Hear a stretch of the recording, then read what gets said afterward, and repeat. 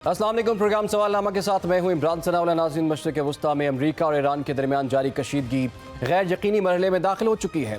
अमरीकी फ़ौज ने मुसलसल छठी रात भी ईरान पर फ़ज़ाई कार्रवाइयाँ जारी रखी। अमरीकी सेंट्रल कमांड सेंटकॉम के मुताबिक हमलों में ईरानी फ़ौजी तनसीबात, सारी निगरानी के मराकज़, फ़ज़ाई दिफाई निज़ाम और लॉजिस्टिक तनसीबात को निशाना बनाया गया है, जबकि अमरीकी मौक़िफ़ है कि ये कार्रवाइयाँ सिर्फ अस्करी अहदाफ तक महदूद हैं। दूसरी जानिब ईरानी मीडिया का यह दावा है कि अमरीकी हमलों में सिर्फ फ़ौजी तनसीबात ही नहीं बल्कि शहरी इंफ्रास्ट्रक्चर भी मुतासर हुआ है। ईरान शहर एयरपोर्ट, बंदर अब्बास, बंदर खमीर, आवाज़ और बूशहर में हमलों की इत्तलात सामने आई हैं, जबकि 3 पुल तबाह होने, रेलवे स्टेशन, कम्युनिकेशन टावर्स और रिहायशी इमारतों को नुकसान पहुँचने और बंदर अब्बास के कई इलाकों में बिजली की फराहमी मुअत्तल होने की भी खबरें सामने आ रही हैं। ईरान की वजारत सेहत के मुताबिक हालिया झड़पों में अब तक कम अज़ कम 38 अफराद जाँ बहक और 400 से ज़ायद ज़ख्मी हो चुके हैं। उधर ईरान भी मुसलसल जवाबी कार्रवाइयों के दावे कर रहा है। पासदारान इनकलाब का यह कहना है कि ऑपरेशन नसर 2 के तहत शाम के इलाके अल-तन्फ में अमरीकी स्पेशल ऑपरेशंस कमांड सेंटर को निशाना बनाया गया है, जहां रेडार सिस्टम और मुतअद्दिद हेलीकॉप्टर्स भी तबाह किए गए हैं। इसी के साथ साथ ईरान ने ओमान में अमरीकी बहरी और फ़ज़ाई निगरानी के 2 रेडार मराकज़ को भी तबाह करने का दावा किया है। सिर्फ मैदान जंग ही नहीं, मुआशी महाज पर भी खतरे की घंटियां बज रही हैं। ईरान ने एक मरतबा फिर ये खबरदार किया है कि जब तक अमरीकी हमले जारी रहेंगे, आबनाए हुर्मुज़ से तेल गैस की तरसील महफूज नहीं रहेगी। दुनिया की बड़ी मिक़दार में तेल इसी रास्ते से गुजरता है और इसलिए किसी भी रुकावट के आलमी मईशत, तवानाई की कीमतों और खित्ते के इस्तेहकाम पर गहरे असरात मुरत्तब हो सकते हैं। इस तमाम तर सूरत हाल के दौरान खलीजी ममालिक भी काफ़ी मोहतात नजर आ रहे हैं। कतर ने इसराइली मीडिया की उन खबरों को दो टोक अंदाज में मुस्तरद कर दिया है जिनमें दावा किया गया था कि दोहा ईरान के खिलाफ किसी फौजी कार्रवाई में शामिल होने पर आमादा हो गया। कतरी हुकाम का कहना है कि ऐसी खबरें कतर को तनाज़े में घसीटने और उसके सालिसी के किरदार को नुकसान पहुँचाने की कोशिश हैं। ये बयान इस बात की निशानदेही करता है कि खित्ते के कई ममालिक जंग की बजाय सिफारतकारी को तरजीह देना चाहते हैं। वाशिंगटन से भी बज़ाहिर 2 मुख्तलिफ पैगामात सामने आ रहे हैं। एक तरफ अमरीकी सदर डोनाल्ड ट्रंप ईरान पर बड़ी कामयाबी का दावा करते हुए मजीद सख्त कार्रवाई का इंदिया दे रहे हैं, यहाँ तक कि बिजली घरों और पुलों को भी मुमकिन अहदाफ करार दे चुके हैं। दूसरी जानिब वाइट हाउस का कहना है कि शदीद कशीदगी के बावजूद ईरान के साथ सिफारती राब्ते बरकरार हैं और अगर तेहरान मुआहिदे की तरफ वापस आना चाहे तो सर ट्रंप भी अब भी मुज़ाकरात के लिए तैयार हैं। इसी दौरान अमरीकी नायब सदर जेडी वेंस ने ईरान की जानिब से अमरीकी मुज़ाकराती टीम पर लगाए गए इल्ज़ामात को मुस्तरद करते हुए कहा है कि सदर ट्रंप की टीम पर अंदरूनी मामलात से फ़ायदा उठाने के इल्ज़ामात बिल्कुल बेबुनियाद हैं, जबकि उन्होंने ये भी इशारा दिया है कि खित्ते में बाज़ अनासर अमरीकी सिफारती कोशिशों को सबोताज करने की कोशिश कर रहे हैं। अब नाज़रीन, सवाल यहाँ पर यह है, क्या अमरीका और ईरान अब ऐसी जंग के धाने पर पहुँच चुके हैं जो पूरे मशरिक़ वस्ता को अपनी लपेट में ले सकता है? क्या आबनाए हुर्मुज़ आलमी मईशत का अगला फ्लैश पॉइंट बनने जा रहा है? क्या पाकिस्तान, कतर, ओमान और दीगर सालिस ममालिक सिफारतकारी को दोबारा जिंदा करने में कामयाब होंगे या फिर आने वाले दिनों में फ़ौजी कार्रवाइयाँ मजीद शिद्दत इख्तियार करेंगी? इसी पर जी बात करेंगे। मैं ज्वाइन कर लिया है माहिर उमूर का मंसूर जाफ़र साहब ने। मंसूर जाफ़र साहब, आपके वक्त का बहुत बहुत शुक्रिया। इसके साथ साथ हमें सीनियर सहाफ़ी वाशिंगटन से ज्वाइन कर रहे हैं फैज़ रहमान साहब। फैज़ साहब, आपको भी हम प्रोग्राम में खुश आमदीद कहते हैं। सबसे पहले मंसूर जाफ़र साहब, अमेरिका की तरफ से हमले हुए और हम देख रहे हैं कि छठी रात है जहां पर ईरान पर हमले मुसलसल जारी रहे। ईरान भी जवाबी तौर पर हमले कर रहा है और बड़े बड़े दावे भी सामने आ रहे हैं। क्या अब हम ये कह सकते हैं कि ये महदूद कार्रवाइयाँ निकल कर अब इलाकाई जंग की शक्ल इख्तियार कर चुकी? जी, बिल्कुल। इसमें ख़ास तौर पे 2 नए स्टेशन जो हैं इंक्लूड किए गए हैं इस बार ईरान की तरफ से।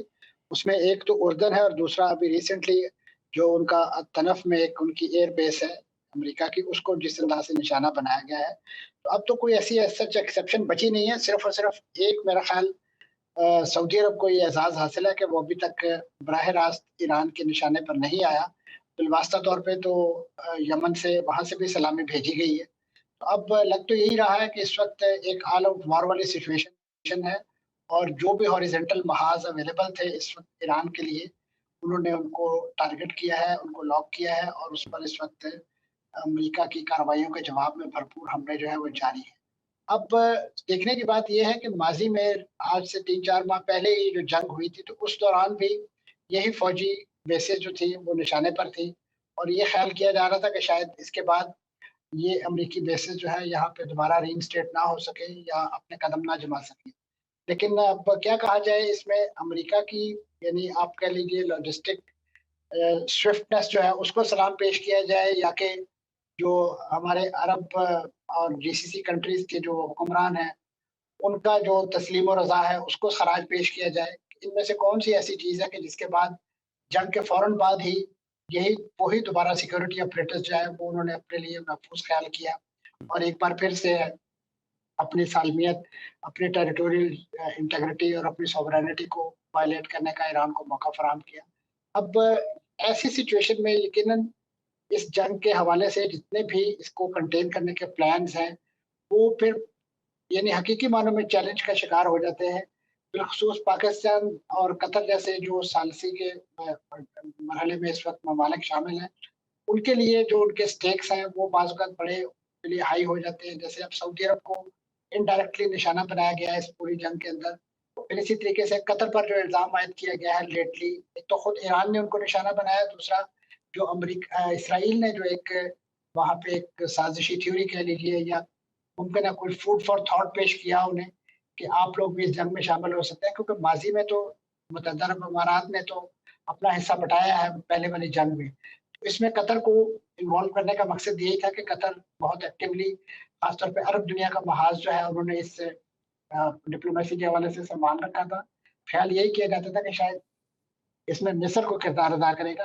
लेकिन मिस्र क्योंकि जीसीसी के उस फ़ोल्ड से बाहर है, जो उनका ब्लॉक पॉलिटिक्स है, तो उस वज़ह से शायद उनको उस अंदाज़ से एंगेज नहीं किया गया।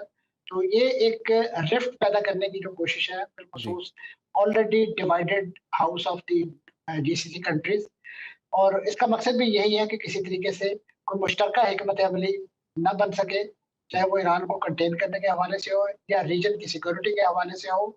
इसी तरीके से अकेला-अकेला करके इनको टारगेट किया जाए, करवाया जाए, ताकि इनके जो वसाइल हैं, जो इनका जी। पोटेंशियल है, वो हकीकी मानों में एट स्टेक रहे, और वो अमेरिका की उस पैट्रनेज या सिक्योरिटी अम्ब्रेला जो है, उससे अपने आप को कभी भी बाहर ना निकाल सके, हमेशा उसी के दस्ते-नगर रहे, और अपने अपने लिए कोई इंडिपेंडेंट सिक्योरिटी ऑपरेटर्स जो है, वो आने वाले दिनों में भी कोई इवॉल्व ना कर सके। ये मैं बिल्कुल जी। समझता हूँ एक इनडायरेक्ट कामयाबी भी है हुँ। अमेरिका की, कि उन्होंने खित्ते के ममालिक को इस हद तक डरा दिया हुआ है, उनको खौफ़ज़दा कर दिया हुआ है कि ईरान उनको निगल लेगा, उनको खा लेगा। माज़ी में मसल की बुनियादों पे ये नारे लगते थे, कभी लिसानी बुनियादों पे उन्हें डराया जाता था। अभी रिसेंटली उनको उनके मिलिट्री बाइट से डराया जा रहा है, और उससे बढ़ के सबसे बड़ी बात यही है कि वो जो जो मसलक का कार्ड है, अब वो नहीं खेला जा पा रहा, क्योंकि इस वक़्त थोड़ी-सी एक बहुत ज़्यादा, मैं समझ रहा हूँ, थोड़ी ब्रॉड माइंडेडनेस कह लीजिए अरब दुनिया के अंदर आ गई है, कि वो उनके इस वली अल फ़कीह के कॉन्सेप्ट को थोड़ा-सा डाइजेस्ट करने लगे हैं। जी। यही वजह है कि कुछ अरब मुल्कों की क़यादत ने वहाँ बाकायदा उनके जो रूहानी पेशवा जो रहबर आला थे, उनको ख़राज अक़ीदत भी जाके इन पर्सन पेश किया है। तो ये सिचुएशन सारी देखते हुए ज़ाहिर है फिर जो खित्ते की के वसाइल पर और उसके रिसोर्सेज़ पर नज़र रखने वाली ताकतें हैं, अमेरिका हो सकता है, दीगर ममालिक हो सकते हैं, तो उनके लिए तो ये बड़ी चीज़ एक लिहाज़ से सूदिंग इफ़ेक्ट देती है उन्हें, कि अब भी जो है हमारे पास कुछ ऐसे एलिमेंट मौजूद हैं कि जिनसे हम ईरान को डरा सकते हैं, धमका सकते हैं। और उसमें सबसे बड़ी जो चीज़ इस वक़्त ईरान के हाथ में आ गई है, वो अबनाए होर्मुज़ का कंट्रोल है। उसकी वजह से उन्होंने अपना वो जो एक इमेज था, एक खित्ते के एक, मैं समझता हूँ, बड़े स्ट्रॉन्ग कंट्री के हवाले से, तो उसको उन्होंने मज़ीद रीइन्फोर्स कर जी। दिया है। अब बिल्कुल इन मुल्कों की इकोनॉमी जो है वो एक लिहाज़ से ईरान के, मैं समझता हूँ, दस्ते-नगर बन गई है। तो वो अगर उसकी आप अबनाए होर्मुज़ खोलेंगे, तो उनके तेल और गैस के ज़खायर जो है बिल्कुल वो मंसूर सोना साहब, और उगलेंगे जो मसरूक़ न्यूक्लियर तरीके वाला मामला है वो पीछे चले गया। आबनार हुर्मुज़ जो है वो इस वक्त उसी पर से। बात हो रही है, उसी पे फ्लैश पॉइंट वही बना हुआ है। लेकिन फैज़ रहमान साहब, अमेरिका की समझ नहीं आ रही। डोनाल्ड ट्रंप जो हैं वो ये कह रहे हैं कि बड़ी बड़ी कामयाबियां मिल गई हमें पिछले 6 रोज़ के अंदर, और वाइट हाउस ये कह रहा है कि हम ईरान के साथ सिफारती राब्ते में हैं। आखिर वाशिंगटन की पॉलिसी क्या है? सिफारतकारी है या जंग है? जी, बहुत-बहुत शुक्रिया Imran, good to be back on our show, और हमारे साथी मंसूर जाफ़र साहब को भी मेरा सलाम। देखिए, इस वक़्त सूरत-ए-हाल ज़ाहिर है इंतहाई ख़तरनाक है, इसमें तो कोई शक नहीं, और आपने भी बड़ा अच्छा अहाता किया, और मंसूर साहब ने भी बहुत अच्छी बातें जो इस सिलसिले में हो सकती थी, तमाम एक तस्वीर हमारे सामने इस वक़्त वाज़ेह है। देखिए, अमेरिका ज़ाहिर है एक बहुत बड़ा मुल्क है, और जमहूरी मुल्क है और यहाँ पर जो पावर सेंटर, इसमें कोई शक नहीं कि सदर ट्रंप इस वक्त एक एक तरह से बहुत ज़बरदस्त उन्होंने अपनी एग्जीक्यूटिव अथॉरिटी को असर्ट किया है। लेकिन यहाँ फिर भी कांग्रेस है, और खुद उनकी अपनी गवर्नमेंट के अंदर बहुत से इदारे हैं जो उनको मुख्तलिफ किस्म के मशवरे और इनपुट देते रहते हैं। तो इसमें तो कोई शक नहीं है कि इस वक्त जो शदीद हमले जारी हैं वो तशवीशनाक हैं पूरी दुनिया के लिए, अमरीकी अवाम के लिए। खुद अमरीका में भी ज़ाहिर है कि अवाम इससे खुश नहीं है। मोर देन 60%, बल्कि मैं तो समझता हूँ कि इससे ज़्यादा अवाम इस जंग के खिलाफ हैं, और ये जो अब मज़ीद जो बात आगे बढ़ रही है ख़तरनाक तरीके से, उसमें भी बहुत तशवीश पाई जाती है। लेकिन इसमें इसमें देखिए, हमेशा जब भी जहाँ भी जंगें होती हैं, चाहे वो भारत या पाकिस्तान की हो, हमेशा एक चैनल ज़रूर ओपन रहता है, और जो व्हाइट हाउस ने जो बात की वो यही है कि ठीक है, हमले जारी हैं, लेकिन और खुद ट्रंप ने भी आपसे देखिए यही बात की है कि हम अभी भी बातचीत के लिए तैयार हैं, अगर आप मेज़ पर आ जाएँ। जब तक आप मेज़ पर नहीं आएँगे, हम अपनी ये कार्रवाइयाँ जारी रखेंगे। तो इसमें मैं नहीं समझता कि कोई इसमें आपको दो अमली या कोई दोगली पॉलिसी नज़र आती है, वो एक पूरी प्रोसेस का एक हिस्सा है। अच्छा, फिर आपने जो जेडी वैंस का जो ज़िक्र किया, देखिए वो बहुत अहम शख्सियत बनकर उभरे हैं इस पूरे मामले में, और उन्होंने इंतहाई अहम बातें अभी जो यहाँ के बहुत मशहूर पॉडकास्टर हैं, जो रोगन, उनके साथ जो बात की है, वो तो एक मतलब अनबिलीवेबल, आप कुछ सोच भी नहीं सकते थे कि अब से कुछ दिनों पहले कोई अमेरिकी नायब सदर, high one of the highest authorities in America, इस तरह की बात करेगा कि ना सिर्फ उन्होंने ये कहा कि हम जंग नहीं चाहते, हम ईरान के साथ बातचीत से मामला तय करना चाहते हैं यहाँ, लेकिन और एक ऐसी लॉबी यहाँ मौजूद है जो इज़राइल के कहने पर, इज़राइल के पैसे देने पर मुझे तनकीद का निशाना बना रही है, चूँकि मैं ये जंग ख़त्म करना चाहता हूँ, कम करना चाहता हूँ। तो अभी भी बहुत बड़ी एक स्ट्रॉन्ग एक सोच खुद एडमिनिस्ट्रेशन में ट्रम्प के आस-पास मौजूद है कि इस जंग को ख़त्म होना चाहिए। देखिए, बात दरअसल यही है कि अब ये जो हॉरिज़ॉन्टल वॉरफेयर की बात है, जो एक नई टेक्नीक सामने आई है, फिर जिस तरह से स्ट्रेट ऑफ हॉर्मुज़ को जिस तरह से हॉस्टेज बना लिया गया है। अब इस वक़्त ईरान के पास जो ऑप्शंस हैं, वो ऑप्शंस ज़ाहिर है कि इंतहाई डेस्परेशन के मामलात हैं, नहीं इसके अलावा देखिए वो और कुछ कर नहीं सकते। वो अमेरिका की मेन लैंड अमेरिका तो पहुँच नहीं सकते उनके मिसाइल्स। इवन आप ये देखिए, इस राउंड में उन्होंने 2 ममालिक को बिल्कुल नहीं छुआ, एक तो इज़राइल को और दूसरे सऊदी अरब को। उसके अलावा जितने भी आपके छोटे-मोटे जो निस्बतन ना ज़्यादा अमीर, जैसे जॉर्डन जैसे मुल्क को बहुत सख्त निशाना बनाया है, उसकी ख़ास वजह है। एक वजह तो ये है कि ज़ाहिर है इज़राइल के बारे में 2 बातें, 2 थ्योरीज़ हैं। एक तो ये है कि शायद अब इनके लॉन्ग रेंज मिसाइल्स जो कि इज़राइल तक पहुँच सकते थे, वो ग़ालिबन उसकी इन्वेंटरी कम हो गई है, एक ये पॉसिबिलिटी है। दूसरी पॉसिबिलिटी ये है कि वो इज़राइल को मौका नहीं देना चाहते कि वो भी इन एयर स्ट्राइक्स में, इन हमलों में अमेरिका के साथ शामिल हो जाए, क्योंकि अगर इज़राइल को मौका मिल गया और वो बहाना मिल गया कि हाँ, हम पर हमले हो रहे हैं, तो वो भी ज़ाहिर है कि हमले शुरू कर देंगे। तो ये एक बहुत बड़ी बात है। अच्छा, सऊदी अरब का मामला बहुत अहम है। आप देखिए, पाकिस्तान ने बिल्कुल क्लियर बहुत साफ अल्फाज में कह दिया है कि हम पाबंद हैं। अब हमारा जो स्ट्रेटेजिक डिफेंस पैक्ट है सऊदी अरब के साथ, उसके हम पाबंद हैं। तो इसका मतलब ये हुआ कि अगर सऊदी अरब ने भी ज़ाहिर है कि कई दफ़ा ये बात की है कई मौक़ों पे, अगर वहाँ हमला होता है बराह रास्त ईरान की तरफ से, तो पाकिस्तान को, और अगर सऊदी अरब उस पैक्ट को, उस माहिदे को इन्वोक करता है, उसको इस्तेमाल करना चाहता है, तो फिर आप देखेंगे कि वो मामला बहुत आगे बढ़ सकता है। और खुद अभी रॉयटर्स की ये खबर है। अब इसमें ज़ाहिर है कि बहुत सी अननेम्ड सोर्सेज भी हैं, लेकिन बात यही होगी कि आखिर बात कहाँ जाएगी अगर पाकिस्तान इन्वॉल्व हुआ। तो जो आपका जो कंसर्न आपने अपने सवाल में पेश किया कि क्या ये एक आलमी जंग, खित्ते की जंग तो है।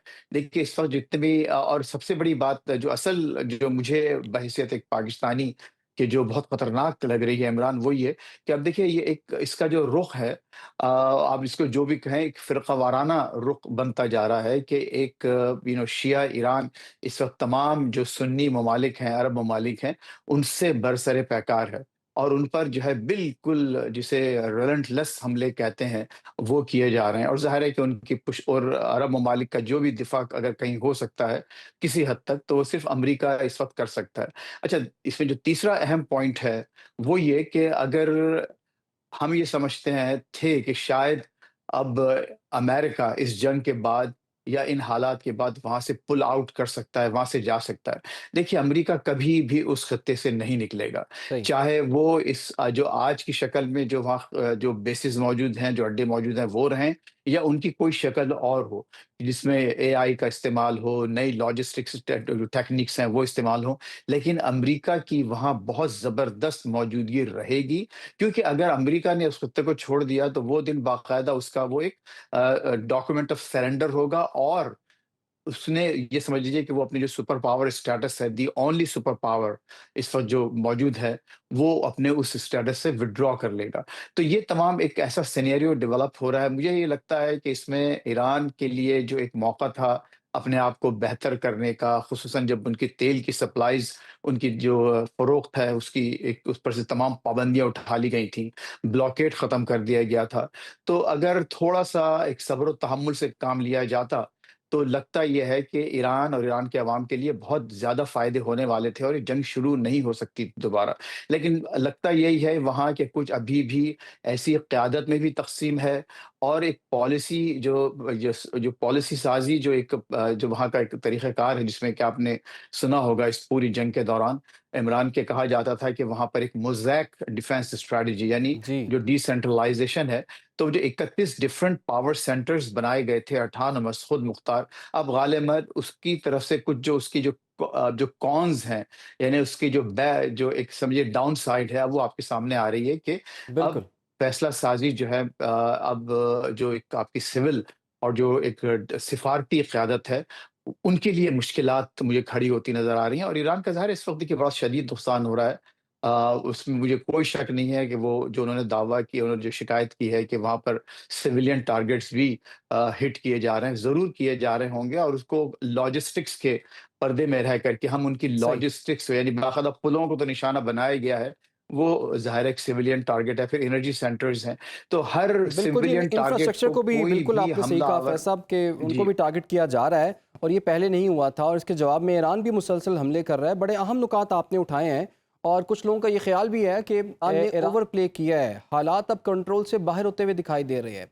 अब कुछ लोग ये सोच रहे हैं क्या ये दोबारा से टॉक फाइट फाइट वाली सिचुएशन है या फिर इस दफ़ा अमेरिका जो है वो कुछ डिसाइसिव किस्म का ऑपरेशन करने जा रहा है। इन तमाम नुकात को हम मंसूर जाफ़र साहब के सामने भी रखेंगे। फ़िलहाल हमें एक छोटी सी ब्रेक लेनी है, आप लोग हमारे साथ। Welcome back. गुफ्तगू के सिलसिले को आगे बढ़ाएंगे। अच्छा मंसूर जाफ़र साहब, एक तो ये जो पॉइंट उठाया फैज़ रहमान साहब ने कि ईरान ने दीगर ममालिक पर तो हमले किए हैं, एक तो उसने इसराइल पर कोई हमला नहीं किया, दूसरा सऊदी अरब पर भी डायरेक्ट कोई हमला नहीं किया। इस चीज़ को आप किस तरह से देखते हैं? और दूसरा ये कि क्या वाकई ईरान ने ओवर प्ले किया है? तीसरा ये कि ये मामला कहाँ जाके रुकेगा? क्या ये दोबारा से मुज़ाकरात की टेबल पर लाने के लिए हमले किए जा रहे हैं? अगर अमेरिका हमले कर रहा है तो उसको उससे क्या मिल रहा है? और ईरान अगर हमले कर रहा है तो उसको उससे क्या मिल रहा है? क्या ये टेबल पर आने के लिए या मामला बिगड़ जाएगा? जी, जहाँ तक तो इसराइल का और सऊदी अरब को एक एक्सेप्शनल केस के तौर पे डील करने का ताल्लुक है ईरान की तरफ से। सऊदी अरब का मामला तो मुझे लगता है कि वो समझ आती है, क्योंकि पाकिस्तान ज़ाहिर है एक सालिसी के प्रोसेस में है और पाकिस्तान का और सऊदी अरब का जो एक दिफाई माहिदा है, उसके तहत पाकिस्तान की कुछ कॉन्ट्रेक्चुअल ऑब्लिगेशन है और ईरान को बखूबी जंग के पहले मरहले में, बल्कि इब्तदाई दिनों में ही वो कन्वे कर दी गई थी। तो वो उन्होंने अच्छे तरीके से, जिसे कहना चाहिए, वो अपने पल्ले बाँध ली हैं और उस हवाले से उन्होंने अपने आप को, लेकिन इनडायरेक्ट हमले उनके जारी हैं यमन की तरफ से। इसराइल को इस लिहाज से एक्सेप्शन, जो वैसे तो बहुत अच्छी वजाहत की है फैज़ रहमान साहब ने, उसमें एक नुकता मज़ीद ऐड कर सकते हैं कि वो यही इस बिना पर, एक तो उनका जो भी आर्सेनल का कोई रीच है उसके हवाले से या उनके स्टॉक पाइल की कमी हो सकती है। जो एक चीज़ समझ आती है वो ये है कि बुनियादी तौर पे इसराइल जंग के माहौल को अपनी एक इमरजेंसी सिचुएशन क्रिएट करके, खासतौर पे वहाँ पे सियासी क़यादत जो बीबी नेतन्याहू की सूरत में मौजूद है, वो अपने लिए एक ढाल के तौर पे इस्तेमाल करते हैं और वो अदालतों से जो उनके खिलाफ मुआवज़े के केसेज़ हैं, वहाँ से वो अपने लिए रिलैक्सेशन रिलीज़ लेने के लिए जो है, वो एक दलील के तौर पे इस्तेमाल करते हैं कि हम तो इस वक़्त जंग की हालत में, लिहाज़ा हमारे खिलाफ कानूनी कार्रवाई को मौखर किया जाए या मुलतवी किया जाए। तो ये एक ईरान समझता है कि शायद इस मौके पे अगर उन्हें भी एंगेज कर लिया जाता है, तो यकीनन उसका इनका काम तो बढ़ेगा, लेकिन उसके साथ-साथ इनडायरेक्ट फ़ायदा इसराइल को या इसराइल की सियासी क़यादत को हो सकता है। तो उस ज़मन में भी मुमकिन है कि ईरान की ये कंसिडरेशन हो। बाकी दीगर मामलात जिनकी तरफ फैज़ साहब ने इशारा किया, वो अपनी जगह वैलिड पॉइंट है। तो ऐसे में लग यही रहा है कि इस वक़्त ये जो जंग का फैलाव है, इस सारे को कंटेन करना जो है वो बहुत मुश्किल अमर बन गया है। अमेरिका को यकीनन इस सारी कार्रवाई के नतीजे में जो चीज़ अमेरिका को फ़िलहाल हासिल हो रही है, वो यही समझते हैं कि ईरान को दबाव में लाके, उसको प्रेशर में लाके जो है ख़ास तौर पे उनके जो सिविल इंफ्रास्ट्रक्चर को निशाना बना के, उनके जो रेलवे लाइन्स हैं, पुल हैं, लेकिन इसमें अमेरिका क्योंकि प्रॉब्लम ये है कि वो डिस्प्रपोर्शनेट यूज़ ऑफ फ़ोर्स का कायल है, चाहे वो इसराइल के अंदर इसराइल के साथ मिलके फ़लस्तीन के अंदर की गई हो, लबनान में की गई हो, या जहाँ-जहाँ पे भी उन्होंने इस नौइयत की महाज़राई की है, तो उसमें वो बेमहाबा इस्तेमाल करते हैं। इराक के अंदर थी, अफ़गानिस्तान के अंदर यही सिचुएशन थी। तो वो बाज़ औक़ात वो केसेज़ उनके खिलाफ भी बन सकते हैं, अगरचे अमेरिका तो बड़े जिसे कह रहे हैं कन्वीनिएंटली ये बात कह देते हैं कि जी हमारा तो जो बैन-अ-अक़वामी फ़ौजदारी अदालत है, हम तो उसके सिग्नेटरी नहीं हैं, हम उसे मानते नहीं हैं, तो लिहाज़ा हमारे खिलाफ उस नौइयत की कोई कार्रवाई, बल्कि वो तो उसके खात्मे के लिए कोशिश करते हैं। लेकिन उसके साथ-साथ ये डॉक्यूमेंटेड चीज़ें मौजूद हैं कि इस वक़्त इस जो वेव ऑफ अटैक है ईरान पर, उसमें इस बार उन्होंने अहवाज़ का जो इलाका है, जिसे अरबिस्तान भी कहते हैं और वो इराक की सरहद पर वाक़ है, वहाँ पर मोस्टली अरबी स्पीकिंग ईरानी रहते हैं। उनमें बहुत सारे लोग हैं जो फ़ारसी बोल भी नहीं सकते हैं। तो वो बुनियादी तौर पे हुकूमत मुखालिफ लोग हैं सारे। वहाँ पे एक बच्चों का कैंसर हॉस्पिटल है, जिसे निशाना बनाया गया। अब ये वही कार्रवाइयाँ हैं कि अगर आप थोड़ा-सा रिसेंट पास्ट में चले जाएँ तो जो कार्रवाइयाँ इसराइल ने गज़ा के अंदर की हैं, जिस तरीके से हॉस्पिटल्स को निशाना बनाया जी। और प्रीटेक्स्ट वही होता है कि जी इसकी आड़ में वहाँ पे असला बन रहा था, इसकी आड़ में वहाँ पे ट्रेनिंग हो रही थी, ये सारी चीज़ें। लेकिन इनको साबित करना किसी इंडिपेंडेंट फोरम पे ज़ाहिर है कार्य-ए-दारत है। लेकिन अब तो आपने देखा कि गज़ा के हवाले से जितने बड़े पैमाने पे बैन-अ-क़वामी जो इंसानी हकूक़ के इदारे हैं, मुख़्तलिफ़ ममालिक जिस अंदाज़ से लिटिगेशन में जा चुके हैं बैन-अ-क़वामी फ़ौजदारी अदालत में, तो ये केसेज़ कल को यहाँ पे भी खुल सकते हैं। कतई इसकी कि उसका रिज़ल्ट क्या निकलता है, लेकिन अमेरिका जैसा मुल्क कि जो अपने आप को जमहूरियत, इंसानी हकूक़ का प्रचारक कहता है, उनके ट्रैक रिकॉर्ड पर यकीनन एक धब्बा हो सकता है। हैविंग सेड दिस, अभी बात अगर की जाए कि इसको हम क्या इस पूरे सिनेरियो को जो है वो अमेरिका क्या फ़ायदा हासिल करे, अमेरिका इस वक़्त ईरान को मैक्सिमम दबाव में लाना चाहता है, ताकि वो चीज़ें कि जब वो मुज़ाकरात की मेज़ पे आए तो ईरान के पास अपने जो मैक्सिमम डिमांड्स उन्होंने उस वक़्त 14 नुकात की शक्ल में भी रख सकी हैं, वहाँ से भी उनसे मज़ीद रियायतें ली जा सके, बहुत सारी चीज़ों पर कॉम्प्रोमाइज़ में मजबूर किया जा सकता है। और वो उसी सूरत मुमकिन है कि अमेरिका अपनी मिलिट्री माइट को बेमहाबा तरीके से इस्तेमाल करे और उसके नतीजे में वहाँ पे जो ईरानी अवाम है, उनमें एक डिस्ट्रस्ट पैदा हो और हुकूमत के खिलाफ एक अदम इत्मीनान की कैफियत पैदा हो कि ये लोग तो इस वक़्त हमारे लिए बवाल जान बन गए हैं। इनकी ये जंग जो है जितना तूल पकड़ रही है, उतनी हमारी माशी मुश्किलात और हमारे दीगर मसाइल जो है उसमें रोज़-ब-रोज़ इज़ाफ़ा हो रहा है। ऐसी सूरत में वहाँ पे जो एक अनरेस्ट है, वो अमेरिका को बड़ा सूट करता है और अमेरिका को शायद इस बात का अंदाज़ा है कि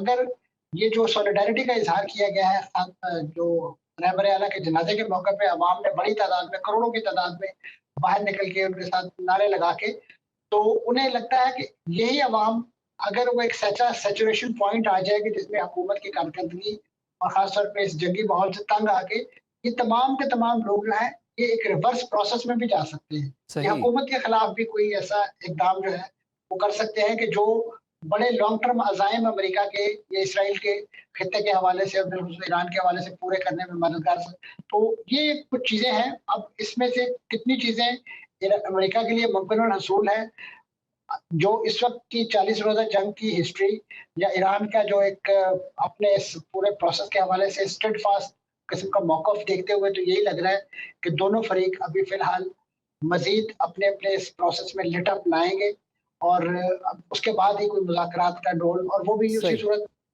बिल्कुल मंसूर साहब, ये बड़ा अहम नुकता आपने उठाया कि अमेरिका जो है वो ईरान को दबाव में लाने करी की जा रही है कोशिश कर उनको रहा ईरान से है महफूज़। और ये कोशिश तो पहले भी की गई, लेकिन ईरानियंस जो हैं वो उस दबाव में पहले भी नहीं आए थे। इस दफ़ा देखते हैं कि किस लेवल के ऑपरेशन और हमले हैं और ईरान पर कितना दबाव इससे पैदा होता है। फैज़ रहमान साहब, एक तो ये बताइए, क्या वाकई इन चीज़ों से ईरान को दबाव में लाया जा सकता है? क्योंकि जब ट्रंप ने धमकी दी है तब तक ईरान ने जवाबी हमले भी किए हैं।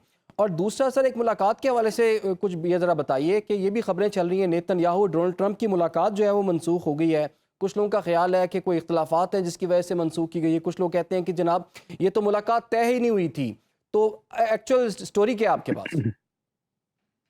जी देखिए, आपका ये दूसरा जो सवाल है इसका जवाब पहले मैं इसमें कोई शक नहीं कि इस वक़्त नेतन्याहू ख़ुसूसन बहैसियत एक शख़्स और बहैसियत वहाँ के वज़ीर-ए-आज़म के इस वक़्त शदीद मुश्किलात का शिकार हैं और तमाम तर इस वक़्त जो अमेरिका में जो इज़राइल मुख़ालिफ़ जज़्बात पाए जाते हैं और कई देखिए बहुत बड़ा एक वाक़या हुआ कि अभी डेमोक्रेटिक पार्टी के 103 मेंबर्स ऑफ कांग्रेस ने इज़राइल के खिलाफ वोट दिया। और ऐसा कभी नहीं हुआ, यानी आज तक अमेरिका की तारीख में ऐसा नहीं हुआ कि डेमोक्रेटिक पार्टी जो कि ट्रेडिशनली बहुत ही प्रो इज़राइल लॉबी है और जिसमें बहुत से जूइश अरकान मौजूद हैं और खुद इस 103 में बहुत से जूइश मेंबर्स ऑफ कांग्रेस भी थे, उन्होंने भी इज़राइल को इमदाद बंद करने के हक में वोट दिया। तो ये एक बहुत बड़ी तब्दीली आई है यहाँ पर और उसका ज़िम्मेदार इस वक़्त नेतन्याहू की जो गज़ा की पॉलिसीज़ हैं और जो लेबनान में जो इस वक़्त उन्होंने जंग जारी रखी है, वो उसको उनका करार दिया जा रहा है कि वो इसके ज़िम्मेदार हैं और इस वक़्त ट्रंप ने उनको बहुत शदीद दबाव में रखा है और एक तरह से समझिए कि उनके साथ बहुत फ़ासला रखा हुआ है और खुल के उन पर तनकीद भी करते हैं। और फिर आपने अभी जैसा मैंने इससे पहले अर्ज़ किया था कि जेडी वैंस ने जो बात की कि इस वक़्त बाकायदा पैसे देकर इज़राइली हुकूमत पैसे देकर उनके खिलाफ प्रोपेगेंडा कर रही है और वो ये चाहती है कि हम बहैसियत अमरीकी सरकार ईरान पर हमले जारी रखें। तो ये बहुत बड़ा इल्ज़ाम है जो वाइस प्रेज़िडेंट ने लगाया और यही आप देख रहे हैं उसकी वजह से ये मुलाकात ग़ालिबन अभी नहीं होने वाली, जल्दी इसका कोई इम्कान नहीं है। अब आपका जो पहला सवाल था कि क्या इसका मकसद क्या है? तो देखिए मकसद बिल्कुल वाज़ेह है और इसमें बिल्कुल उन्होंने एलैबोरेट भी किया है इसको सर ट्रंप ने भी और उनके जो मिलिट्री जो कॉलीग्स हैं, तो वो ये चाहते हैं कि ईरान की इस्तिताअत अगर इतनी कम कर दी जाए कि वो जवाबी हमले ना कर सके। ना सिर्फ़ ये कि अपने खलीजी ममालिक के जो खलीजी पड़ोसी हैं उन पर वो हमले बंद कर सके और दूसरा ये कि जो आबनाए हुर्मुज़ पर जहाँ भी अगर वो छोटे-मोटे पटाखे भी छोड़ने के काबिल ना रहें, उनकी तमाम इस्तिताअत को इन जंगी हमलों से ख़त्म कर दिया जाए। और देखिए यही वजह है, इसमें कोई शक नहीं है कि ईरान बहुत बड़ा मुल्क है, लेकिन आप देखें ज़्यादातर हमले जो हैं वो कोस्टल लाइन पर बंदर अब्बास, चारबाग और खुसन जो जज़ीरे जो हैं वहाँ पर किए जा रहे हैं, फ़र्क पे किए जा रहे हैं। तेहरान पर भी हमले हुए हैं आस-पास, लेकिन असल मकसद यही है कि ईरान की उस सलाहियत को, उस इस्तिताअत को ख़त्म किया जाए जिसके ज़रिए वो आबनाए हुर्मुज़ के ट्रैफ़िक को कंट्रोल कर सके। और यही सबसे बड़ा इस वक़्त ईरान भी यही चाहता है कि अपने उस लेवरेज को, अपनी उस न्यूली फाउंड न्यूक्लियर पावर को किसी तरह से भी ना खोने दे और अमेरिका और ज़ाहिर है दूसरे ममालिक उसके साथ हैं इस वक़्त, वो ये चाहते हैं कि किसी तरह से भी ईरान पर अमेरिका का कंट्रोल आबनाए हुर्मुज़ पर ईरान का किसी भी तरह से कंट्रोल तस्लीम नहीं किया जाए।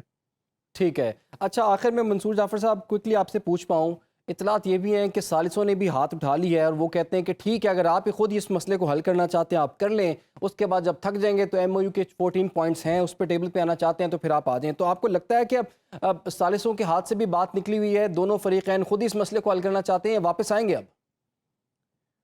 देखिए जी, पाकिस्तान तो रोज़ अव्वल से ही इस मुफ़ाहमती याददाश्त का शिक वाइज़ मैं समझता हूँ वो पहरा दे रहा है और कोई भी ऐसा फ़ोरम पे जहाँ पे रप्रोचमेंट की कोई बात बनती हो, चीज़ों को ऑन ट्रैक रखने के लिए कोई एफ़र्ट की जा सकती हो, पाकिस्तान ने हमेशा वो सारे फ़ोरम एक्सप्लॉइट किए हैं। अभी आप देखिए कि हमारे वज़ीर ख़ारिजा जो हैं, वो चीन अगरचे एक एआई कॉन्फ्रेंस में गए थे, लेकिन वहाँ पे भी उन्होंने उस अपॉर्च्युनिटी को जो है चीन के साथ एक डिस्कशन के लिए इस्तेमाल किया और आपने देखा कि वहाँ से एक मुश्तरका बयान पाकिस्तान और चीन का जो है इस पूरे कज़िये के हवाले से बड़ा स्ट्रॉन्ग वर्डेड स्टेटमेंट आप कह सकते हैं वो आया और उसमें इन्हीं बातों पर ही ज़ोर दिया गया कि फ़रीक़ैन जो हैं इस वक़्त मुज़ाकरात की मेज़ पर वापस लौटें ताकि ख़ित्ते को एक बड़ी आग जो है उसकी तबाही और बर्बादी से बचाया जा सके। इसी तरीके से कतर के बारे में भी बहुत सारी अफ़वाहें फैलाने की कोशिश की जा रही है कि कतर ने शायद कतर को इस्राएली अख़बारात में ये इत्तलात आई कि कतर ने इस जंग में शिरकत का ऐलान कर दिया है। तो इस नौइयत की जो बेपर उड़ाई जाती है, मकसद यही है कि सालिसी के अमल में ममालिक शरीक हैं, उनको भी डीमोरलाइज़ किया जाए, उन्हें भी बताया जाए वो कैसी एक थैंकलेस किस्म की एफर्ट का हिस्सा बने हुए हैं कि जिसका कोई ना तो कोई उन्हें कोई ऐसा हल हल दिखाई दे रहा है और ना ही जो फरीक जिन्होंने उन्हें सालिस माना है, वो उनकी किसी बात पर वज़न काम करने के लिए तैयार हैं। तो ये पिटफॉल्स जो हैं आपको यकीनन आने वाले दिनों में भी देखने को मिलेंगे। लेकिन मैं समझता हूँ यहाँ पे जो सालिसी का डोल डाले ममालिक हैं, उनके अज़्म और हौसले का भी इम्तिहान है और हकीकी मानों में मैं समझता हूँ उन्हीं का एक लिहाज से इस वक्त इस कदिये के हवाले से जो एक उम्मीद अफजा मौक़िफ़ है, और ख़ास तौर पे दोनों दोनों दोनों जो कैपिटल्स तेहरान और वाशिंगटन, उन पर जो भी असर रसूख वो इस्तेमाल कर सकते हैं। वो न सिर्फ अपनी-अपनी उस यानी कंट्री लेवल पर, बल्कि एक ब्लॉक सिस्टम में जिस तरीके से तुर्की शामिल है, कतर शामिल है, सऊदी अरब शामिल है, इजिप्ट शामिल है, उन तमाम को भी उन्होंने साथ ऑन बोर्ड रखा हुआ है। और ये सब मैं समझता हूँ कि इस पूरे प्रोसेस की बड़ी कामयाबी भी है कि इसका स्पेक्ट्रम थोड़ा-सा वसी किया गया है, बजाय ये कि सारा बोझ पाकिस्तान के कंधों पर हो, उसको सही। थोड़ा-सा डिवाइड कर दिया गया है, बिलख़ुसूस अरब दुनिया के हवाले से जो कतर ने ये ज़िम्मेदारी सँभाली है। तो लग ये रहा है कि अब जंग का ज़ाहिर है एक पीक पॉइंट हम ये तो नहीं प्रेडिक्ट कर सकते कि आ चुका है या आने वाला है, लेकिन अल्टीमेटली उसका जो हल है या उस जंग का जो हकीकी मानों में जो कोई नतीजा निकालना है, वो मुज़ाकरात की मेज़ पे ही निकलना है, बिल्कुल। क्योंकि जंगें शुरू तो बैटलफ़ील्ड में ही होती हैं, लेकिन उनके सॉल्यूशन टेबल टॉक के ज़रिए तलाश किए जाते हैं। बिल्कुल जी, जंगें बैटलफ़ील्ड में ही शुरू होती हैं, उनके सॉल्यूशंस टेबल टॉक में ही तय किए जाते हैं। बहुत-बहुत शुक्रिया आपका मंसूर जाफ़र साहब, आपने हमें वक़्त दिया। फैज़ रहमान साहब वाशिंगटन से हमारे साथ मौजूद थे, आप दोनों का बहुत-बहुत शुक्रिया। और देखना होगा कि इस टेबल पर दोबारा पार्टीज़ जो हैं वो कब बैठती हैं। एमओयू के 14 पॉइंट्स पर एग्री तो किया गया है, उस पर साइन तो किया गया है, लेकिन उस पर बातचीत रुकी हुई है। अभी इस वक्त फाइट वाली सिचुएशन चल रही है। टॉक कब शुरू होगा ये तो आने वाला वक्त ही बताएगा। फिलहाल एक छोटी सी ब्रेक, आप लोग वेलकम बैक। बलोचिस्तान में दहशत गर्दी के खिलाफ सिक्योरिटी फोर्सेस की बड़ी कार्रवाइयां जारी हैं। मांगी डैम पर हमले के बाद शुरू किए गए ऑपरेशन शाबान में पाक फौज, एफसी बलोचिस्तान और पुलिस मुश्तरका तौर पर सरगर्म हैं। ज़राए के मुताबिक ज़मीनी और फ़ज़ाई कार्रवाइयों में दहशत गर्दों के मुख्तलिफ ठिकानों को निशाना बनाया जा रहा है। और इसी दौरान ISPR ने बनू और मुल्हिका इलाकों में इंटेलिजेंस बेस्ड ऑपरेशन की तफसीलात भी जारी की हैं, जिनके मुताबिक गुज़श्ता 24 घंटों के दौरान 24 दहशत गर्द मारे गए, जबकि उनके कब्जे से भारी मिकदार में असलहा और गोला बारूद भी बरामद किया गया। ISPR का कहना है कि अनासर मुतअद्दिद दहशत गर्द कार्रवाइयों और शहरियों के कत्ल में मुलव्विस थे, जबकि क्लियरेंस ऑपरेशन ताहाल जारी है। बैनुल-अक़वामी जरीदे दी डिप्लोमेट ने भी ऑपरेशन शाबान पर तबसरा करते हुए ये लिखा है कि ये कार्रवाई बलोचिस्तान में दहशतगर्द नेटवर्क को कमज़ोर करने और रियासती रिट को मजबूत बनाने की एक तवील मुद्दती अस्करी हिकमत अमली का हिस्सा है। अब जरीदे के मुताबिक अगर सिक्योरिटी इक़दामात के साथ अमन और इस्तेहकाम को भी फ़रोग़ दिया जाता है तो इसके खित्ते पर मस्बत असरात मुरतब हो सकते हैं। इन्हीं तमाम पहलुओं पर बात करने के लिए इस वक्त हमें ज्वाइन कर लिया है air vice retired Ejaz Mahmood Malik साहब ने, जो कि दिफाई तज्ज़ियाकार हैं। एजाज साहब, बहुत बहुत शुक्रिया आपके वक्त के लिए। इसके साथ साथ हमें मुआविन ख़ुसूसी दाखिला बलूचिस्तान बाबर यूसुफ़ज़ई साहब भी ज्वाइन कर चुके हैं। बाबर साहब, आपके वक्त का भी बहुत बहुत शुक्रिया। सबसे पहले बाबर साहब ज़रा बताइए, ऑपरेशन शाबान इस वक्त जारी है, बहुत सी कामयाबियाँ भी मिली हैं और ख़ास तौर पर TTP की मौजूदगी को बड़ा तशवीशनाक तौर पर देखा जा रहा है। अभी तक इस ऑपरेशन में क्या कामयाबियाँ मिली हैं और कुछ लोगों का ख्याल है ये तवील मुद्दती ऑपरेशन है, तो ये कब तक जारी रह सकता है और उसके क्या नताइज बरामद होंगे? बिस्मिल्लाहिर्रहमानिर्रहीम। सबसे पहले आपका बहुत शुक्रिया जी। अल्हम्दुलिल्लाह शाबान ऑपरेशन अपनी पूरी कुव्वत और जज्बा ईमानी के साथ जारी है। ख्वारिज के लिए ये एक महफूज पनाहगाह था और इस एरिए में जो है ख्वारिज वो अफगानिस्तान से दरारंदाजी कर दाखिल होते थे और पाकिस्तान के अमन को नुकसान पहुंचाते थे। हमारी बहादुर सिक्योरिटी फोर्सेज, अफवाज पाकिस्तान, FC और पुलिस इस ऑपरेशन में हिस्सा ले रही हैं। अब तक 131 से जायद ख्वारिज को जहन्नुम हासिल किया जा चुका है और ये तवील मुद्दती ऑपरेशन इस सेंस में है कि वजीर आजम साहब और field marshal general Asim Munir जो है वो ऐलान कर चुके हैं कि बलूचिस्तान में आखिरी दहशतगर्द के खात्मे तक ये ऑपरेशन जारी रहेगा।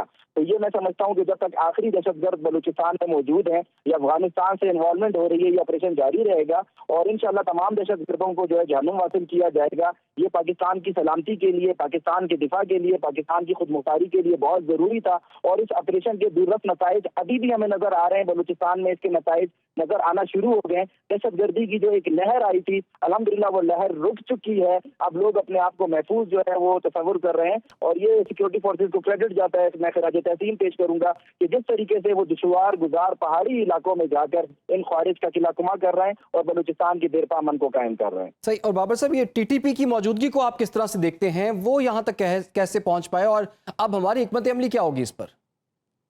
देखिए, हमारा जो अफगानिस्तान के साथ बॉर्डर लगता है वो 1260 किलोमीटर का बॉर्डर है।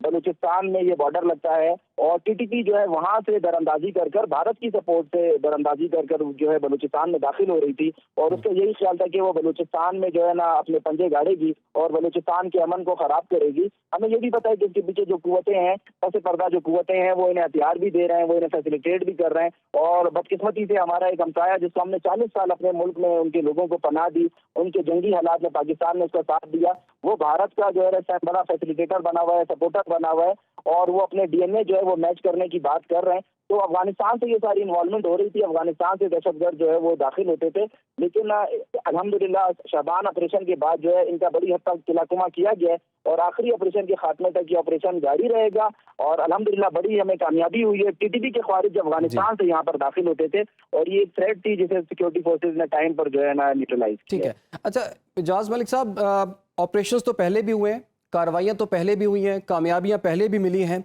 ये ऑपरेशन शाबान पिछले ऑपरेशन से कैसे मुख्तलिफ है और इसके बुनियादी अस्करी मकासद क्या हैं? चूँकि सिर्फ अस्करी कार्रवाइयाँ काफ़ी नहीं होती, उसके साथ साथ इदारों को मजबूत बनाना, रोज़गार के मौके पैदा करना, वहाँ पर इंफ्रास्ट्रक्चर तामीर करना, तरक्याती मंसूबों को आगे बढ़ाना भी बड़ा ज़रूरी होता है। तो आप क्या समझते हैं किस तरह से ये तमाम मकासद जो हैं वो इस ऑपरेशन के बाद हासिल किए जा सकते हैं? जी, बहुत शुक्रिया। यकीनन ऑपरेशंस जो हैं ये एक overall comprehensive multi dimensional strategy का हिस्सा होते हैं और वो स्ट्रेटजिक लेवल पे हमें इसकी एक प्लानिंग जो है वो करनी और उसका जो है फिर एग्जीक्यूशन को इंश्योर करना ही रियासत की कामयाबी का ज़ामिन होता है।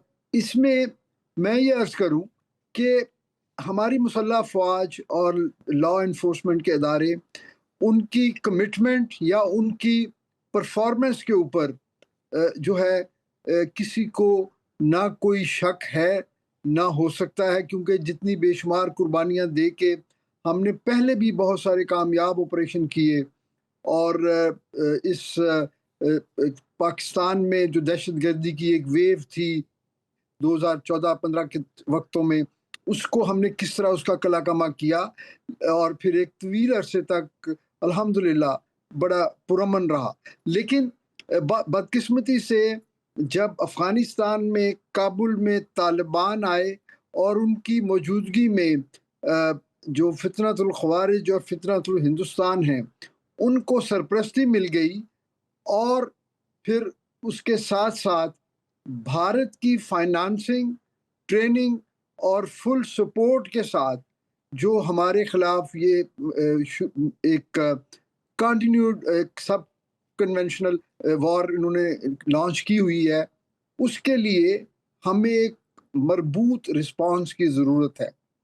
वो इस तरह के काइनेटिक एप्लीकेशन के साथ साथ एक हमें सोशल सेक्टर में और सोसाइटी के इस हिसाब से हमें इसको कॉम्प्लीमेंट करना चाहिए।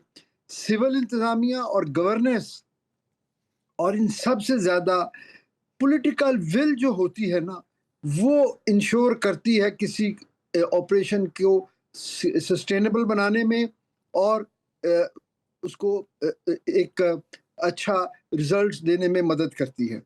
माजी में अगर कभी हमें खातिर खा नताइज ना मिले और ऑपरेशन में फ़ौज की कुर्बानियों को हम कैपिटलाइज ना कर सके, तो हमें उससे सबक सीखना चाहिए और जो हमने नेशनल एक्शन प्लान और रिवाइज नेशनल एक्शन प्लान में कमिटमेंट दी थी, तमाम मकातब फ़िक्र ने, सियासतदानों ने, सिविल सोसाइटी के एक्टिविस्ट ने, हमें उसको इम्प्लीमेंट करना चाहिए।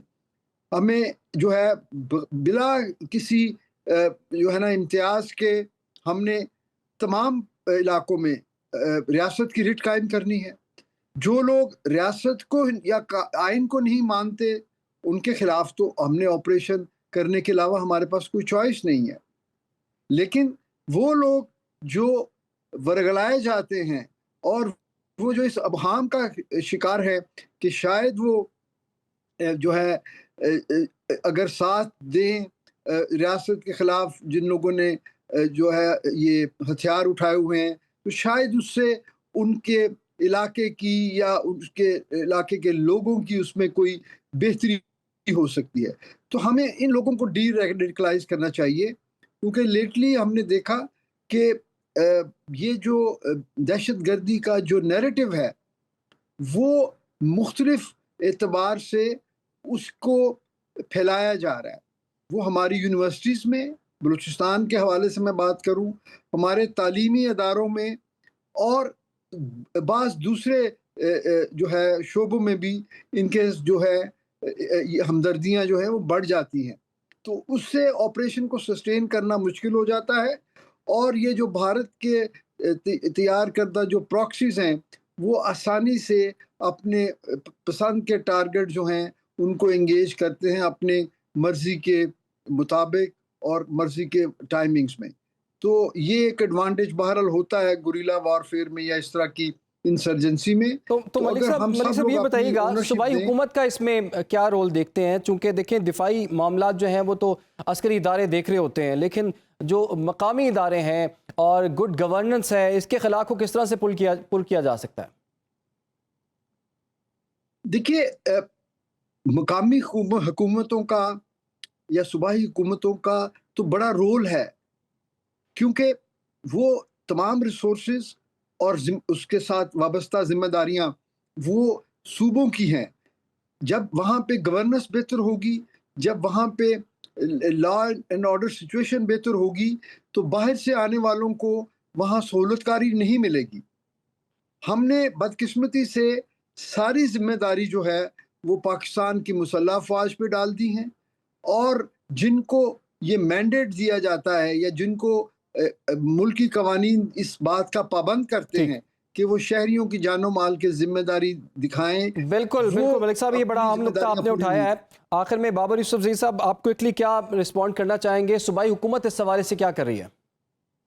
जी बिल्कुल, देखें जैसे एजाज साहब बता रहे थे, सूबाई हुकूमतों का रोल जो है वो बहुत जरूरी है, और हमारी जो सकती मौजूदा हुकूमत है, सूबाई हुकूमत, वो बलूचिस्तान की तारीख की वाहिद हुकूमत है जो आवाम को कोशिश कर रही है कि उनको इतना एम्पावर किया जाए, आवाम के तमाम मसाइल हल किए जाएं कि आवाम जो है इनके बहकाने में और वरगलाने में नहीं आए। ये जो बलूचिस्तान के हवाले से नैरेटिव बनाते हैं, ये जो बलूचिस्तान के हवाले से साजिशें करते हैं, इन साजिशों को नाकाम बनाया जाए। हम यूथ इंगेजमेंट पे काम कर रहे हैं, हम वुमेन एम्पावर पे काम कर रहे हैं, हम बलूचिस्तान में लोगों को मेरिट के ऊपर रोजगार दे रहे हैं, हम बलूचिस्तान की आवाम को ये यकीन दिलाने की कोशिश कर रहे हैं कि ये सूबा आपका है, सूबे की मादनियात आपकी है। माजी में बलूचिस्तान के हवाले से ये बयानिया बनाया गया कि बलूचिस्तान से मादनियात लूट कर दीगर सूबों में ले जाई जाती है या वहां पर जो है इसको खर्च किया जाता है। हम आवाम को बता रहे हैं कि ये सारे जो झूठे बयानिए हैं, ये पाकिस्तान के खिलाफ नफरत पैदा करने के ठीक है, ये बयानिए पाकिस्तान के खिलाफ नफरत फैलाने के लिए इस्तेमाल हो रहे हैं। बाबर यूसुफजई साहब, आपका बहुत शुक्रिया। Air vice marshal retired Ejaz Mahmood Malik साहब, आपका बहुत शुक्रिया। प्रोग्राम का वक्त भी नाज़रीन खत्म हो जाता है, इजाज़त दीजिए। अल्लाह।